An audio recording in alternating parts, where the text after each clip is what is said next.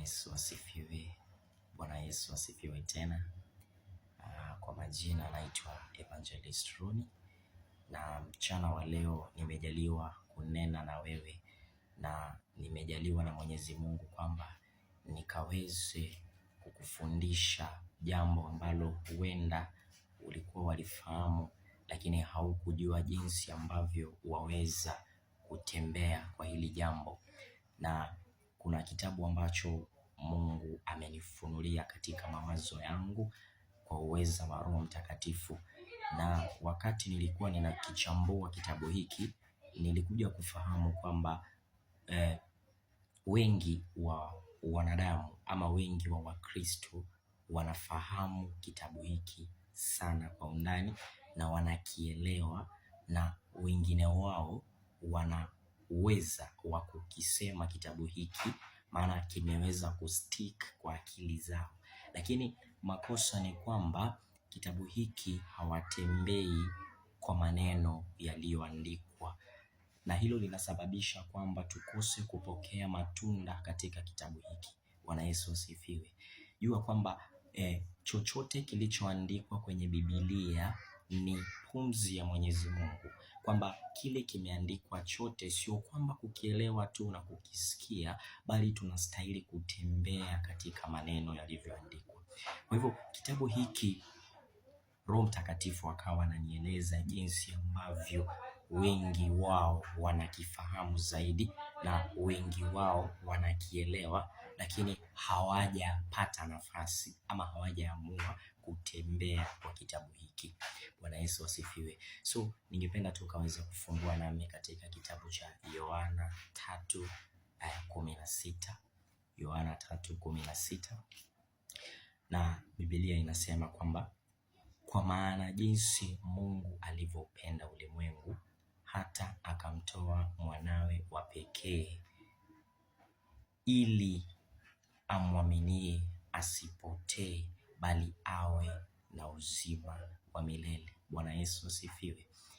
Kitabu hiki ninaelewa kwamba most of the time kinatumika kama memory verse pale Sunday school, na kuna uwezekano kwamba ulikipokea kitabu hiki ukiwa mtoto mchanga sana na umeishi nacho katika maisha yako, lakini kimekosa kuzaa matunda kama ulivyo mtu mzima. Kwa sababu gani? Kwa sababu unakielewa lakini haujatembea kama vile kitabu hiki kinasema. Bwana Yesu asifiwe.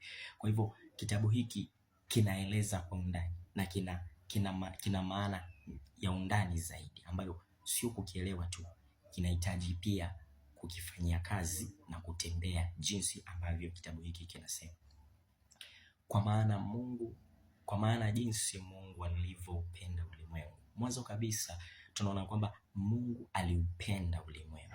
Kuna upendo ambao Mungu aliupenda ulimwengu, alipenda wanadamu aliowaumba mwenyewe kwa mfano wake, na kwa vile aliupenda ulimwengu, cha pili akamtoa mwanawe wa pekee, ili yeyote amwaminie asipotee, bali awe na uzima wa milele.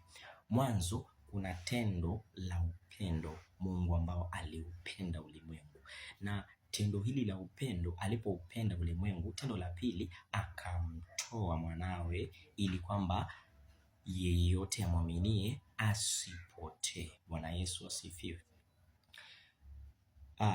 Wanadamu walikuwa wamemwasi Mungu sana, na Mungu kwa upendo wake, jinsi ambavyo anapenda wanadamu, alitamani sana kwamba aweze kupata mtu ama aweze kupata namna jinsi ambavyo anaweza kuokoa hawa wanadamu ambao anawapenda mwenyewe katika moyo wake.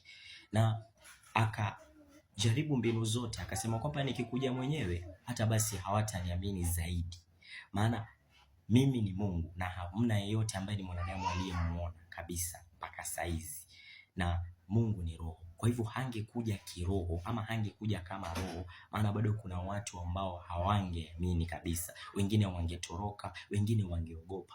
Ndiposa Mungu akamtuma mwanawe wa pekee, ili aje azaliwe kama mwanadamu kama mimi na wewe, mwishowe aweze kutundikwa msalabani, afariki na kisha siku ya tatu afufuke.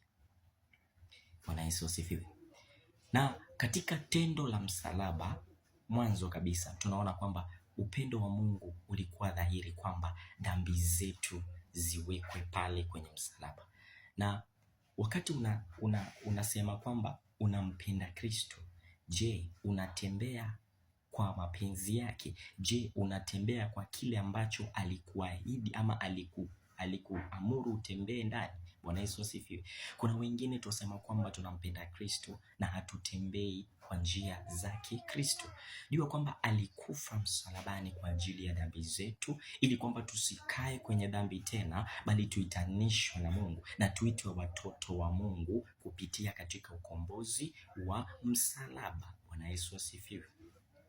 So unaelewa tu kitabu kwamba kinasema kwa maana Mungu jinsi alivyoupenda ulimwengu akamtoa mwanawe wa pekee. Lakini haujaelewa kwamba huyu mwanawe wa pekee alivyomtoa, hakumtoa kwamba tukae na yeye tu, hakumtoa tu kwamba tuwe tu tumemwona amemtoa, bali alimtoa kama zawadi ya wokovu, ili kwamba yeyote atakayemwamini asipotee.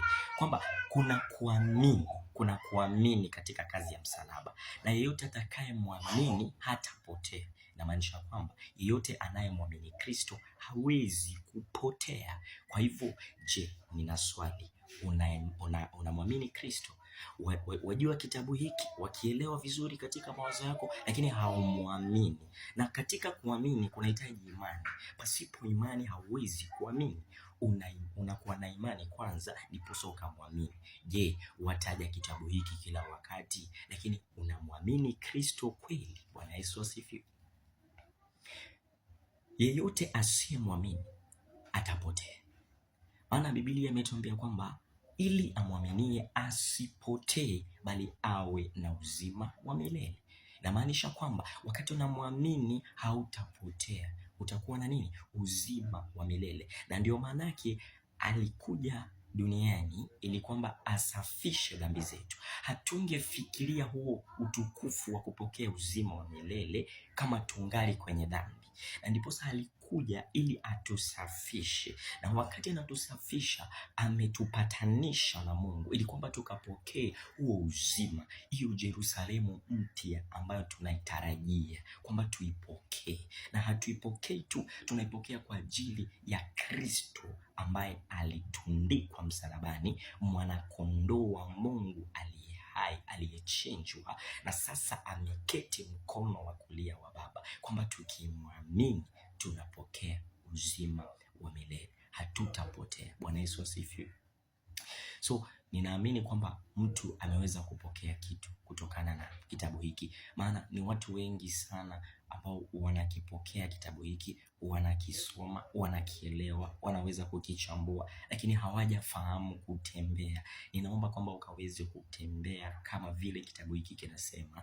Tembea ndani, tembea katika imani. Kwanza kabisa tembea katika imani ya kumwamini Kristo. Ukishamwamini Kristo, tembea katika imani ya kumwamini. Sasa amini kazi ya msalaba aliyoitenda, kwa sababu kupitia katika kazi hiyo ndipo tunapokea uzima wa milele. So unapomwamini Kristo, unaamini pia kazi ambayo aliitenda. Na wakati mwingi unapotenda dhambi katika maisha yako, unamrejesha Yesu katika msalaba. Na inamaanisha kwamba kile ambacho alikifanya hakikuwa cha manufaa kwako.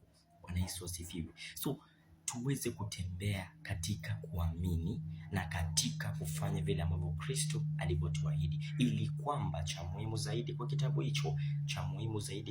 hicho ni uzima wa milele. Uzima wa milele. Na haupokei uzima wa milele kwa kutenda matendo. Haupokei uzima wa milele ni kwa kufanyaje? Kwa kumwamini yeye. Kwamba unapomwamini hivi unapokea uzima wa milele. Hicho ndicho jambo la muhimu zaidi ambacho unastahili kuwa nacho katika mawazo yako, na kitakusaidia. Yaani wakati unapomwamini Kristo hivyo umepokea uzima wa milele, maana katika imani unawacha matendo maovu. Hivyo Mungu awabariki na awatende mema. Asanteni.